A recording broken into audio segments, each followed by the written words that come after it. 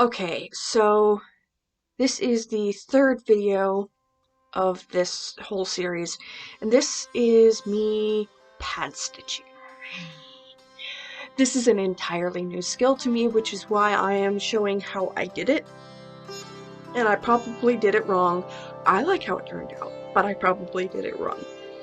But I watched a couple of videos on how to do it, including Bernadette Banner's, which I will try to remember to link down below. But she did an entire video where she talked to an actual tailor about pad stitching. Now, I used some horsehair canvas that I got offline, off of Amazon, in fact. I used some Gutermann silk thread, which I have found hand sewing with silk thread is wonderful. I have been doing all my hand stitching with this thread. It is amazing. It doesn't knot up on me. It's a little bit stronger. It slides easier. It's just lovely. My advice, use silk thread if you're going to have to do some of this. What else? So yes, pad stitching. The measurements when you're doing pad stitching is kind of a fluid thing. You do need to have a little bit of shortness towards where you're starting and where you're ending in the width away from the stitches you're doing.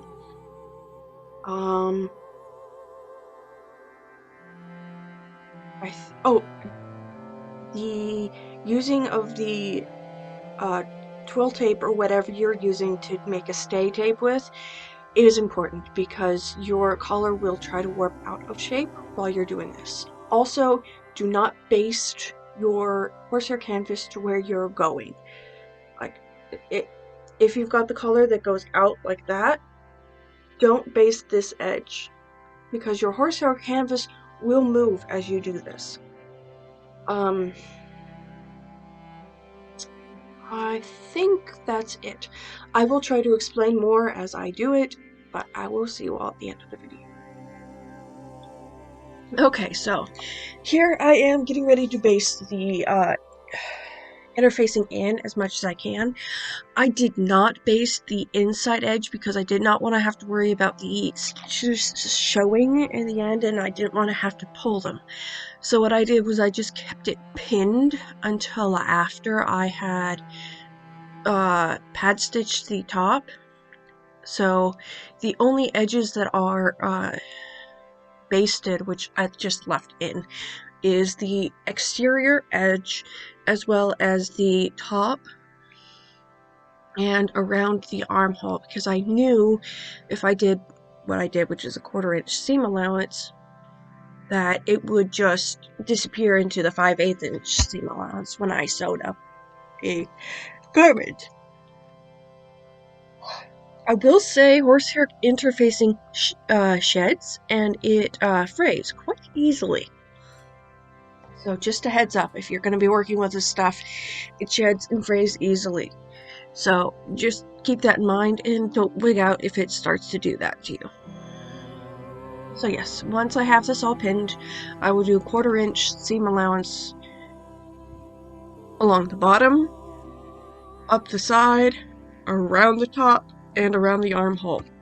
So that is 3 of the 4 sides, so it'll hold. Then what you want to do is mark out the line in which you want to do where you want your stay line to go. Then you want to mark about 1/8 of an inch out from that, and then a 1/4 inch away from that until you get towards the tip of what you're trying to stitch down. And then you want to switch back to 1/8 of an inch. This gives you a good guideline. I won't say it's perfect, but it's a good guideline. Another trick I learned is don't baste down the edge that you're going to pad stitch, because when you pad stitch, all the fabric will shift.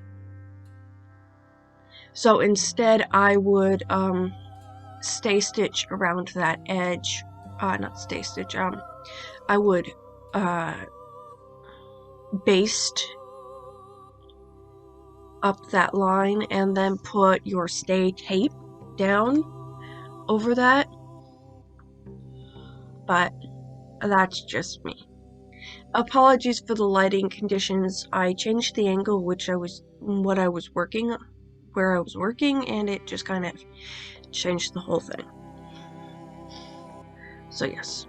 How I put down the stay tape was I just used a herringbone stitch, which is a stitch you kind of have to sew to understand. It looks like it's really kind of hard for me to explain. It's a very interesting stitch, but it's a very useful stitch. It does take up quite a bit of thread to do, but it is very secure and very sturdy. It barely shows on the other edge. So that's the stay tape I've got down. I have not sewn it down yet because I wanted to show how I pad stitch.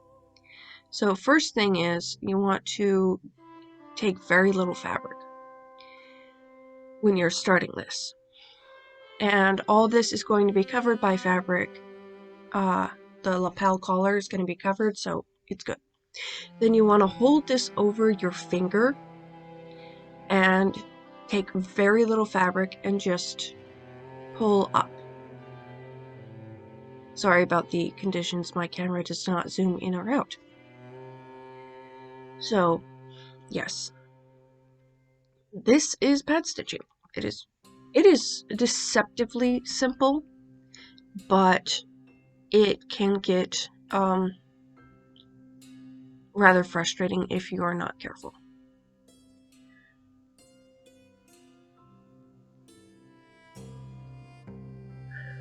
I will try to remember to link down below Bernadette Banner's pad stitching video, because that is what I found the most helpful for trying to figure this out. There are several other videos about it, but that's the one that I found the most helpful. She talks to a professional tailor. But here's what it will look like when you're done. And it does take a little bit to do, but it works out. Here I am putting the stay tape around the lapel, and the reason you want to do that is to keep the lapel from stretching out and warping. So I did not do this all the way down. I just did it to about the waistline. There's two pieces connecting this coat, and this is what I figured worked the best, was just to take it down to about the waistline and then up and into the collar, because the collar has not been sewn yet, like the back of the neck, so I figured that it would work best like this. So yes, I will just draw that all the way across to the back neck seam, and then I will herringbone stitch it down, and then I will trim back the horsehair interfacing around that edge so it does not poke out too much. Because like I said, this frays. It frays very easily.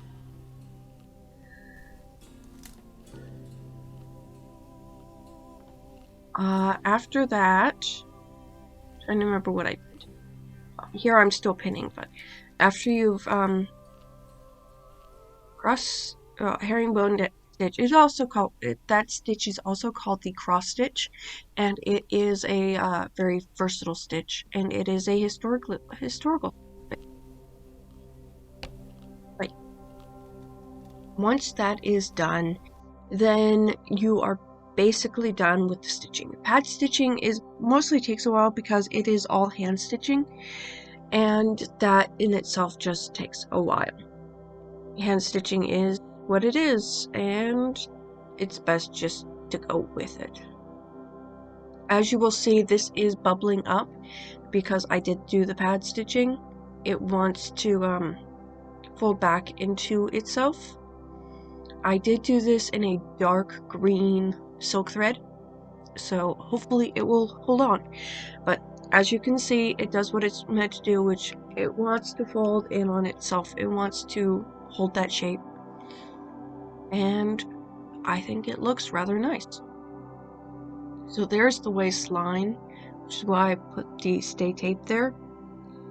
But, so yeah, it'll just roll over and help hold the shape. So here I am putting in that shoulder tuck. I can't really call it a dart because it's not a dart, it's a tuck. And I realized at that point that I put all this lapel stitching in the right spot because I wasn't sure. This lapel tuck, I wasn't sure what it was until I did that. Until I figured that out. And then I was like, oh, okay. So I did put this in the right spot.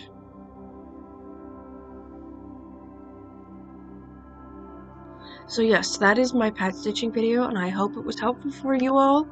I will talk to you all later. You will see me at the end of the video. Bye.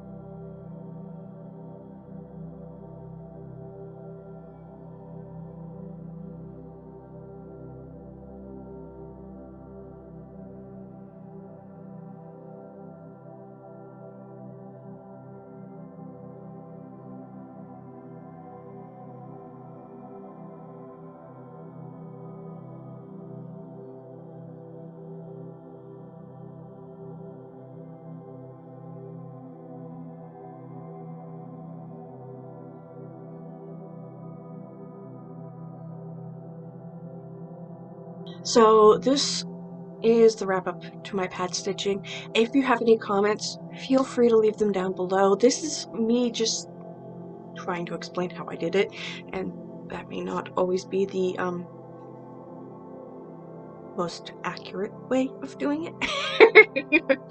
I'm a beginner at this. This is a new project for me, as I've said multiple times before, but I am enjoying doing it. So I hope you all enjoyed.